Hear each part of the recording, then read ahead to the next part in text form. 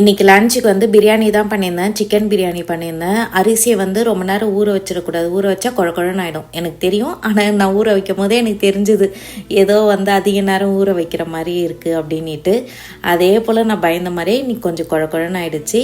ஆனால் சாப்பிட்ற அளவுக்கு இருந்தது. என் ஹஸ்பண்டுக்கு இதுதான் ரொம்ப பிடிச்சிருந்தது.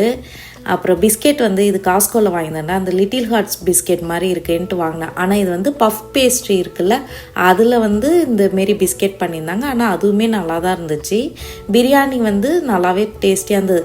என்னோடய தட்டில் போட்டு நான் வீடியோ எடுக்க நான் மறந்துட்டேன். அதனால் நான் பாப்பாவுக்கு கொஞ்சம் ஊட்டி விட்டுட்டு இருந்தேன்னா அதை மட்டும் நான் வீடியோ எடுத்தேன்.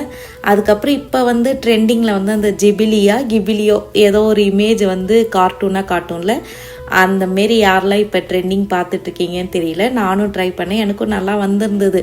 ஒரு சில ஃபோட்டோஸ்லாம் பார்த்திங்கன்னா நம்மளே கிடையாது, வேறு ஒன்றா காட்டிச்சு. ஆனால் நல்லா இருந்தது. செம ஃபன்னாக. அவ்வளோதான்.